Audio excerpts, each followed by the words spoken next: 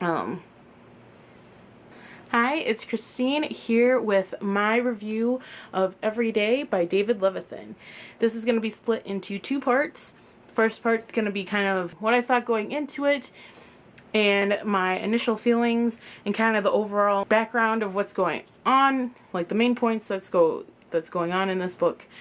And then part two will have a little more detail about my thoughts that will contain some spoilery action kind of things. So if you're interested in that, I will put an annotation up that you can click on.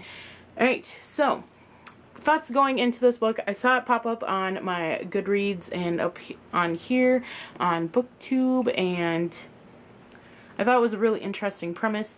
Thought it was really going to be good to check out. And sounded like something I had never read before, which is very true. I've never read anything like this.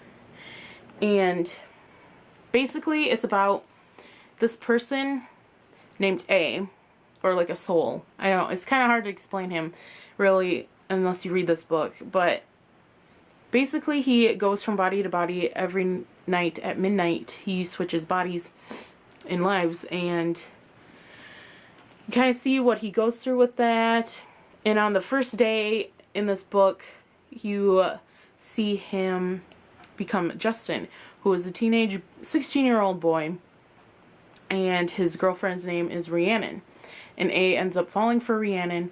Kind of see their story, and also just A struggles with, being a different person every day, essentially. And yeah, just, I mean, with a tagline, every day a different body, every day a different life, every day in love with the same girl. I mean, how could that not draw you in? And it's such a good premise. I know everybody that I've talked to about this book, I say it's kind of like a multiple point of view, but a singular point of view, all wrapped up into one. Because you have all these side stories about the people that A becomes for that day. And that's how the chapters are. It's like each day. And just, oh, so good. It is. I give it 4 out of 5 stars, mainly because there's a chapter in here that I thought was kind of outrageous, and I thought some of the cruelty,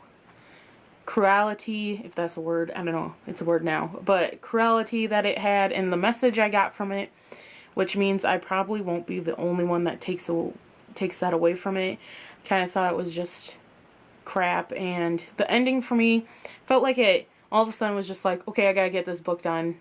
And there's a lot of open-ended questions for me. I've wanted a little more detail about one of the side, like, branches off of A's story. I kind of wanted a little more detail about that.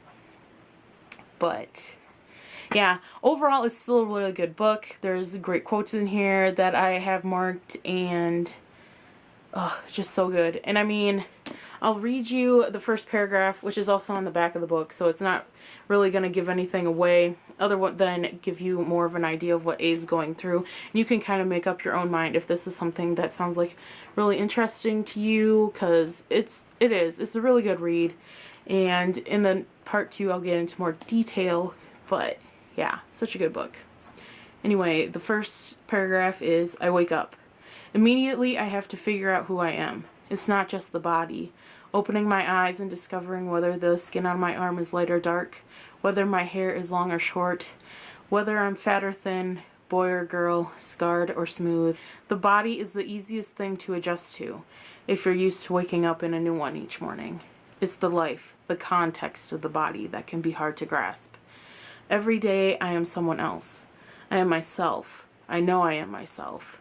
But I am also someone else. It has always been like this. I mean, how does that not draw you in? Plus, I love this cover.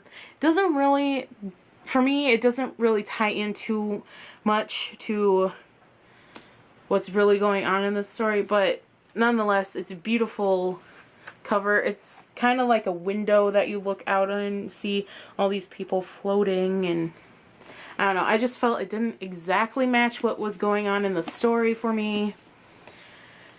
I can, grasp at some things, saying like, oh, maybe this is kind of how A feels being inside a person's body, but but it's still beautifully designed. So yeah, overall, I think this is a really good book. 4 out of 5 stars, even though the ending wasn't really what I thought it was going to be.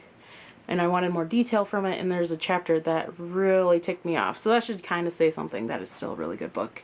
And I think you should check it out to make up your own opinions.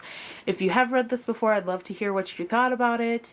And then you can check out part 2 if you're interested. So I will annotate that around the book. You can click on, and that will take you over there, and I will see you there. If not, thank you for watching. I really hope that you will check out this book. But yeah, I will see you over at part 2. What I thought going, excuse me, the body,